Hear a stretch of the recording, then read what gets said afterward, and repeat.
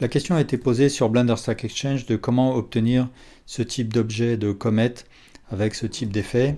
Et voilà le genre de choses qu'on peut obtenir avec des matériaux, des particules et à la fin en passant par le compositor. Donc je vais d'abord créer les objets nécessaires pour créer la météorite. Donc je vais créer d'abord un mesh icosphere et on va la laisser le plus simple possible. On va attribuer par contre avec un CTRL 2 un subdivision surface et je fais un clic droit shade smooth aussi. Je rentre en mode edit et là je vais créer un cylindre de 8 vertices. Je lui fais faire une rotation de 90 degrés et je vais d'abord commencer par créer la queue la plus fine et ensuite je ferai une queue plus grande. Donc je vais faire un scale sur tout sauf X, donc S Shift X. Et puis maintenant je vais créer un edge loop à l'avant et un à l'arrière. Je sélectionne mon cylindre et je fais un scale sur X. Et je vais le faire assez long, donc sur X toujours.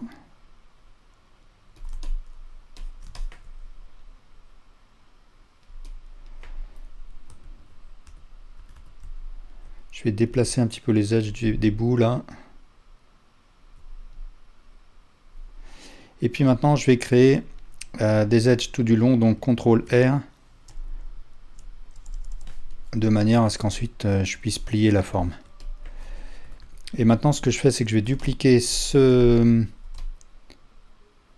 queue là, donc Shift D, et je fais un scale sur tout sauf X, donc S Shift X, pour gonfler comme ça ma forme.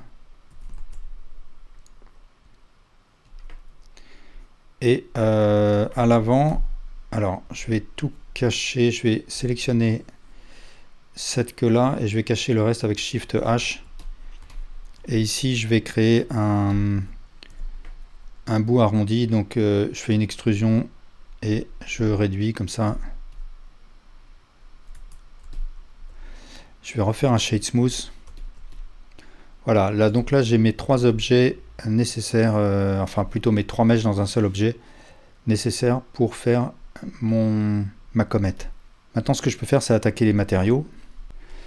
Alors je vais basculer en mode render et je vais attribuer une couleur assez foncée pour mon monde ici sous l'onglet World. Et maintenant je vais créer trois matériaux. Je vais d'abord en créer un pour la sphère principale, la comète elle-même. Donc il faut que je la fasse revenir, Alt H. Donc je sélectionne ma sphère, Shift L si je veux désélectionner un des mèches, et je vais cliquer sur New et Assign de manière à assigner ce matériau à la comète elle-même. Donc pour ma comète, je vais créer ici, alors j'ai activé la donne Node Wrangler, donc mon Principal BSDF avec un Shift S, je vais le transformer en Mix Shader, et je vais mélanger un shader émission avec un shader transparent.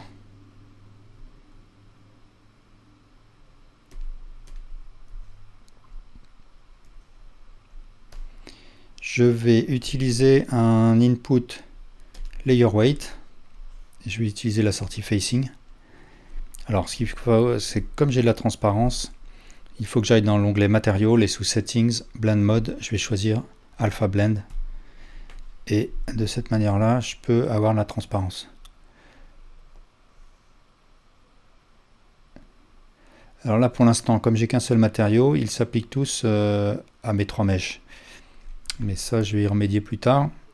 Je vais légèrement colorer mon émission et je vais l'augmenter. Et ici, sous le panneau render, j'ai mis un peu de bloom. Donc c'est l'effet de lueur comme ça. Et je peux jouer sur les paramètres.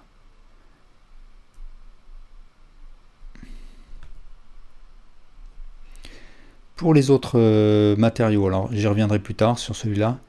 Je vais sélectionner la queue la plus fine. Donc L pour sélectionner un mesh, Shift L pour en désélectionner un autre. Et dans les matériaux, je vais créer un nouveau matériau. Je vais copier celui-là, donc je vais faire un copy material. Là, je clique sur New. Alors ça, je vais l'appeler Comet, le premier. Le deuxième, je vais l'appeler Big Tail. Et je vais faire un coller pass material. Alors ce matériel-là, je veux d'abord qu'il s'estompe au fur et à mesure que qu'il s'éloigne de la comète elle-même. Donc ce qu'il faut, c'est que je crée un second mix shader. Alors il ne faut pas que je me trompe de matériau. Donc là, j'ai bien sélectionné Big Tail, oui. Je sélectionne, je duplique mon mix shader, je renvoie un transparent dans l'autre entrée, et en amont, je vais créer un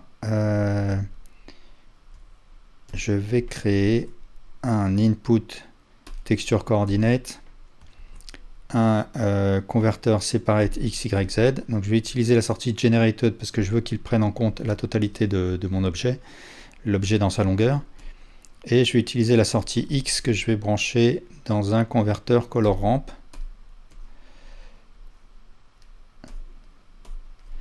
Et du coup, je vais pouvoir en fait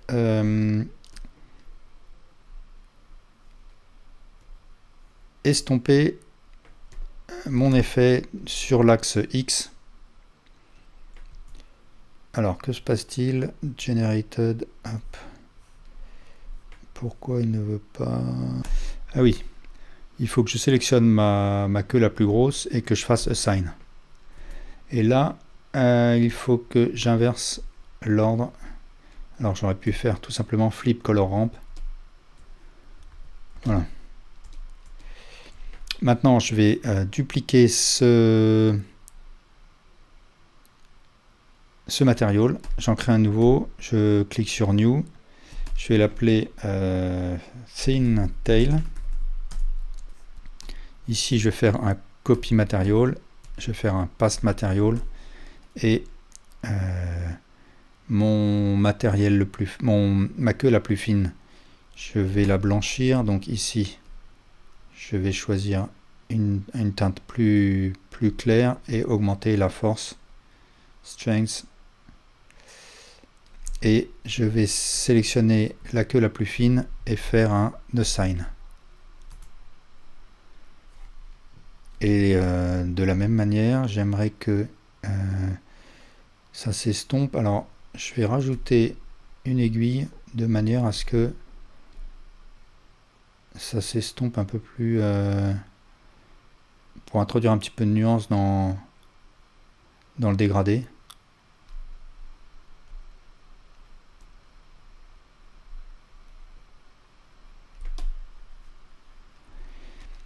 Ce que je veux aussi, c'est que pour revenir au matériau de la queue la plus large, là, c'est mettre du bruit. Donc ça, je vais le faire. Je peux introduire un nouveau mix shader,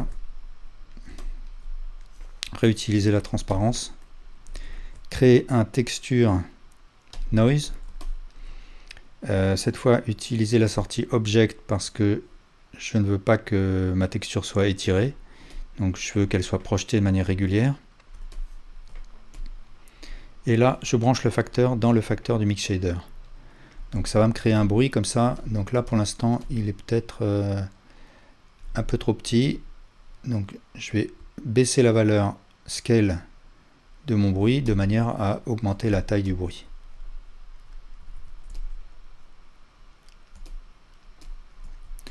Alors la sphère à l'avant, elle est peut-être pas assez grande, donc je vais la sélectionner. Je vais l'agrandir.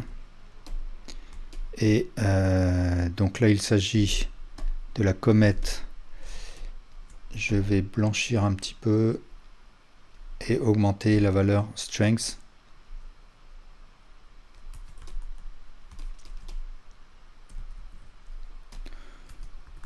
La queue la plus grosse, je vais la grossir, donc S, Shift X.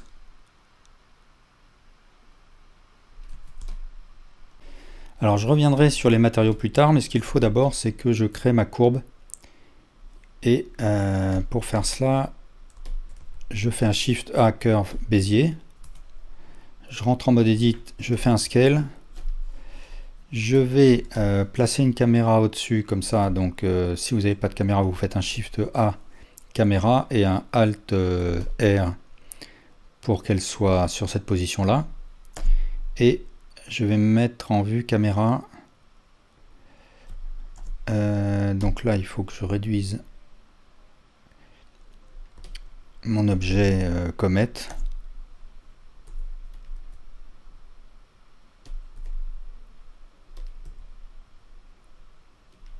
Je vais faire un CTRL A, Apply Scale.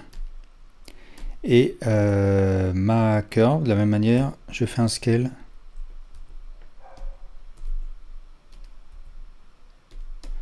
Et je vais la tordre un peu plus.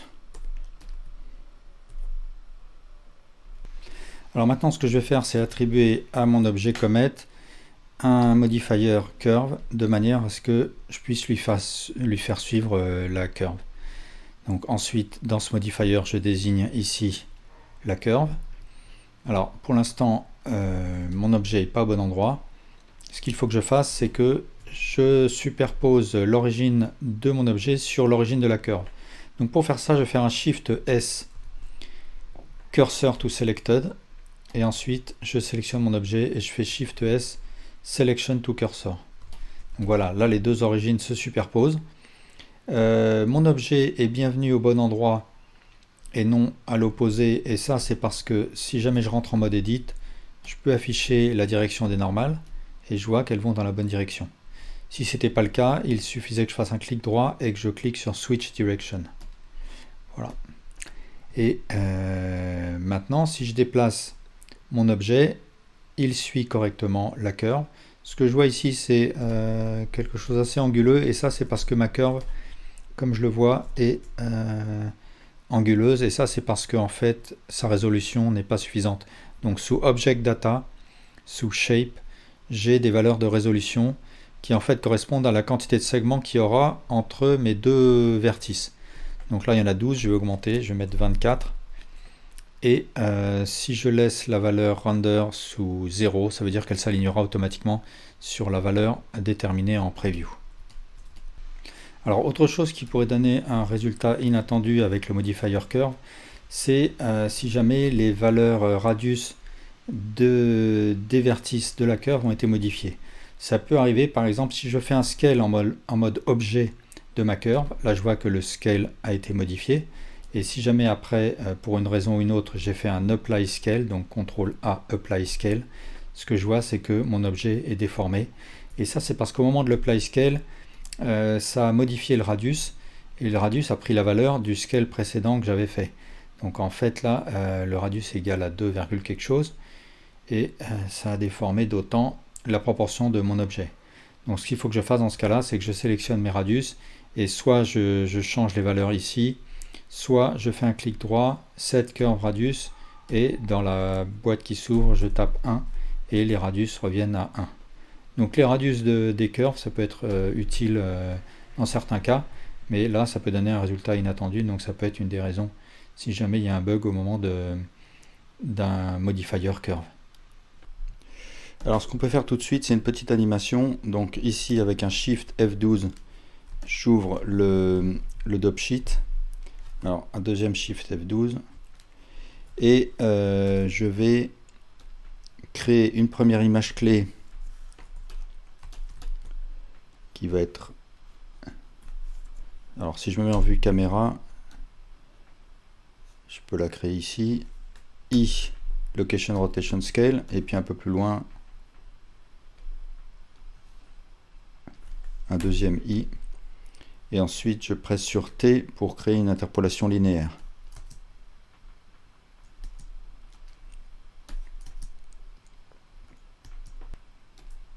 Ce qu'il faut, c'est que je crée maintenant ma particule. Donc je vais faire un Shift A Mesh Icosphere et je vais la laisser à une subdivision de 1.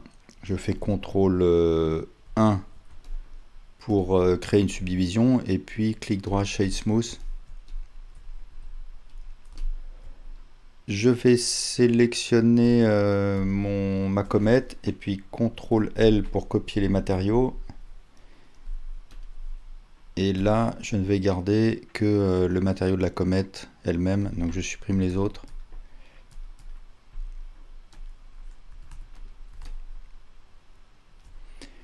Donc je peux réduire un peu ma particule là. Je sélectionne ma comète à nouveau et là, je vais aller dans l'onglet des particules et je clique sur le petit plus et je choisis une particule de type émetteur.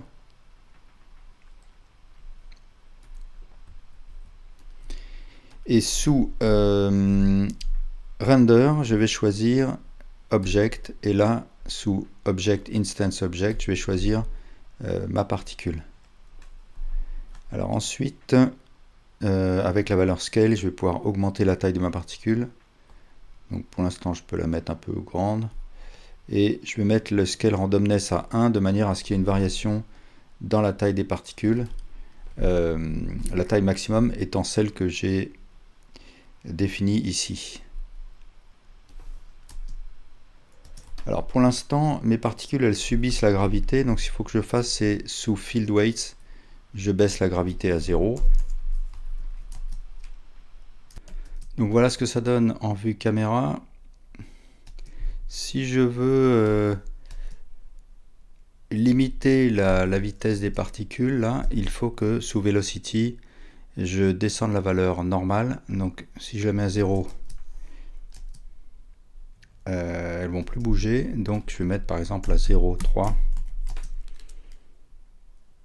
Ce qui peut être pas mal dans mon cas, c'est de mettre en fait de l'Object Velocity. Donc si je mets par exemple moins 0,2, les particules vont partir comme ça en arrière.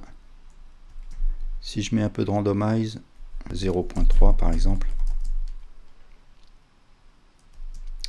Peut-être qu'aussi je peux prolonger le mouvement, donc GX, et je fais sortir du champ, je presse I, Location Rotation Scale. Je vais supprimer cette keyframe. Voilà, ensuite ce que je fais, c'est ici, je choisis la quantité de particules qui vont être émises. Je choisis la frame de départ, la frame de fin, donc là je peux mettre 60. Je vais diminuer l'effet bloom parce que là c'est un petit peu fort.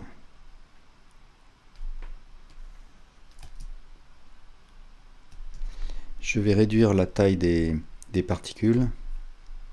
Donc sur Render, Scale.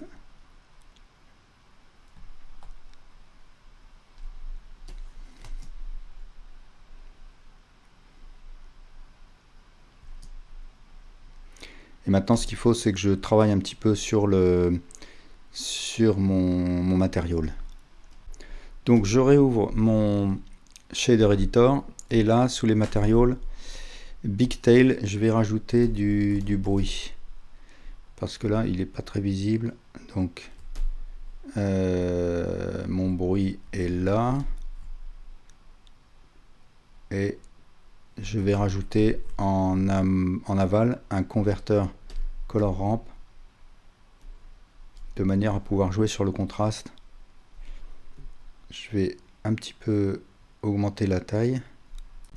Alors si je récapitule les matériaux créés, pour ce qui est de la comète, on fait un simple mix entre un émission et un transparent avec pour facteur un layer weight en mode facing, de manière à créer de la transparence sur la périphérie de l'objet. Le layer weight, en fait, renvoyant sur toutes les normales perpendiculaires à notre vue, le deuxième node du mix shader. Pour ce qui est de la queue la plus grosse là, j'ai créé de la même manière avec un layer weight, on rend transparent la périphérie de notre objet. Ensuite, je crée un dégradé sur son axe X grâce à ce separate X, Y, Z. Et enfin, à la fin, je crée un noise de manière à créer du bruit à l'intérieur de l'objet, comme ça. Et enfin, la queue la plus fine, c'est de la même manière un layer weight qui sépare un transparent en émission et un dégradé sur l'axe X aussi, de manière à ce que peu à peu ma queue se perde, devienne transparente au fur et à mesure qu'elle s'éloigne de la comète. Pour ce qui est de la particule, finalement, j'utilise un autre matériau qui va avoir une émission moins élevée que ma comète. Sinon, au moment du compositor, elle va trop briller.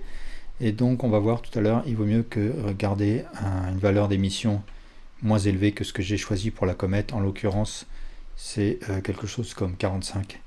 Mais ça se fait vraiment au cas par cas. Mais en tout cas, je réserve l'émission la plus forte pour la comète parce que c'est elle qui va briller le plus fort ici.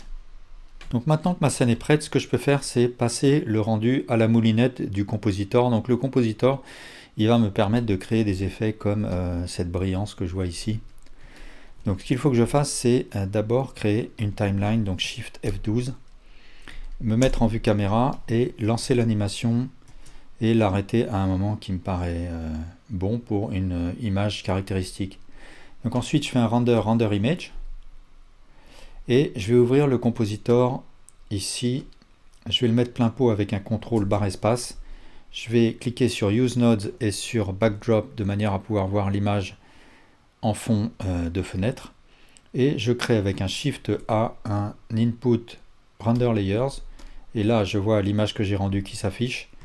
Et ensuite, je crée un Output Composite qui est nécessaire pour pouvoir passer mon image par le compositor. Et un Output Viewer qui va me permettre de visualiser l'image en fond d'écran.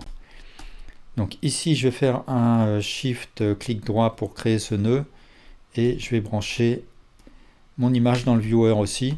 Alors si je garde le Viewer sélectionné, ça me permet de manipuler l'image, l'agrandir ou la bouger. Mais je peux toujours faire V ou Alt V pour l'agrandir et la réduire. Et maintenant, je peux créer mes effets. Donc je vais faire d'abord un Shift A, Filter, Blur. Et je vais donner un tout petit peu de flou, par exemple 3 pixels sur 3. Et ensuite, je vais créer un filter glare, et c'est lui qui va me créer cet effet de brillance. Là, je vais augmenter la quantité de branches de mon étoile. Par exemple, je vais mettre 5. Et voilà, donc après, je peux jouer avec les autres paramètres, mais comme ça, c'est pas mal. Et aussi, bien sûr, il faut que je m'assure que sous Output, sous Post-Processing, l'option Compositing est activée pour que mes rendus tiennent compte de mon compositor. Voilà, et bien merci pour votre attention.